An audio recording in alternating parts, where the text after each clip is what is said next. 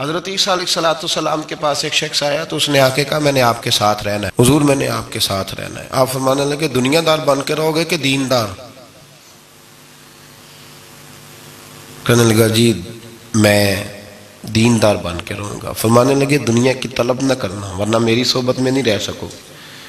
حضرت عیسیٰ علیہ السلام نے شادی نہیں کی، مکان ہی نہیں بنایا، ایک تکیہ، ایک پیالہ، ایک کمبل، جہاں رات ہوتی وہیں سو جاتے۔ ایک دن ایک شخص کو دیکھا کہ وہ ڈھلان بنی ہوئی تھی، پتھر کی پہاڑ تھوڑی سی ڈھلان بنی ہوئی تھی تو نیچے لیٹا ہوا ہے۔ آپ نے کمبل بھی صدقہ کر دیا، کہنے لگے آج کے بعد جہاں ڈھلان بنے گی وہاں سو جائیں گے، کمبل کی ضرورت ہی کوئی نہیں۔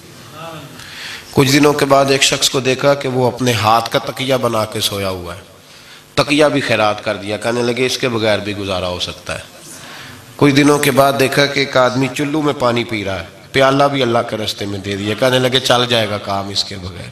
فرمایا دنیا دار بن کے نہ آنا، کہنے لگا نہیں صاحب میں دیندار بن کے آؤں گا۔ جناب عیسیٰ علیہ السلام نے رکھ لیا۔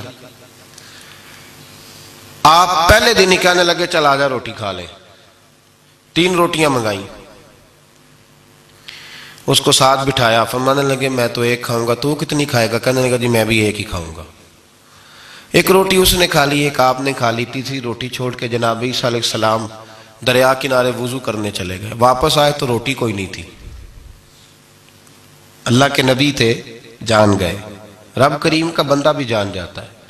اقبال کہتے ہیں اولیاء کیا ہیں جواسیس القلوب، کہتے ہیں رب کے ولی کو ٹٹولا نہ کر، وہ تو دلوں کے حال بھی جانتا ہے۔ انہیں ٹٹولا نہ کر، غبار آلود سمجھ کر حکارت سے نہ دیکھ ان کو، انہی کی ٹھوکروں سے سلطنت بنتی بگڑتی ہے۔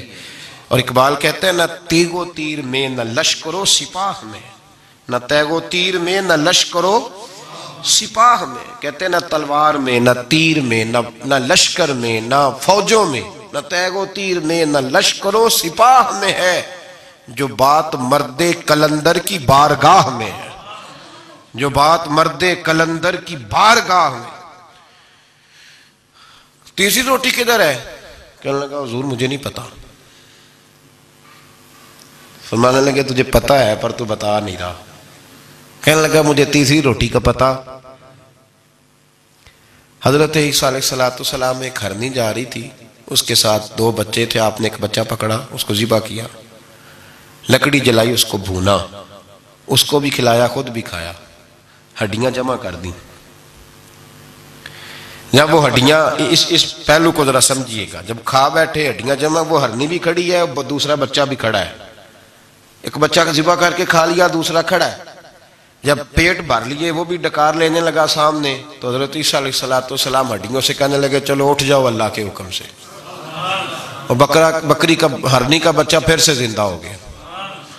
وہ چلا گیا، ماں اس کو ساتھ لے کے روانہ، فرمانے لگے دیکھ اللہ نے مجھے معجزہ دیا ہے، ہم نے کھا بھی لیا ہے اور بچہ چلا بھی گیا ہے، ہمارے پیٹ میں ہے بھی، اور اب تو بتا دے روٹی کس نے کھائی ہے؟ کہنے لگا جی مجھے نہیں پتا، نہیں پتا مجھے۔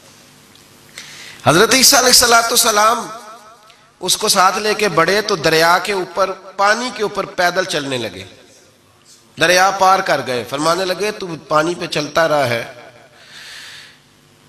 سارا پانی کراس کر گیا ہے تو ڈوبا نہیں، اب بتا دے روٹی کس کے پاس ہے؟ کہنے لگا نہیں پتا مجھے پتا۔ اللہ اکبر، وہ کیا خوب لفظ کہہ گئے سجادہ نشین حضرت پیر میر علی شاہ صاحب رحمت اللہ علیہ، بے قدراں کچھ قدر نہ جاتی، کھیتی خوب تسلی ہو، اے دنیا دار پجاری زر دے، کتیاں دے گل ٹلی ہو۔ سارا دریا اتنا بڑا دیکھتے ہیں لوگ جو آتے ہیں نا درویشوں کے پاس، بڑے رنگ دیکھتے ہیں پر بدلتے نہیں، رنگ بڑے دیکھتے ہیں پر اپنے آپ کو تبدیل، او بانج فقیروں کسے نہیں مارے آئے ہوئی چور اندر دا ہو، دیکھتے بڑا کچھ ہے بدلتے نہیں۔ نہ بدلا، حضرت عیسیٰ کہنے لگے منوا کے میں بھی چھوڑوں گا، تو مانے گا۔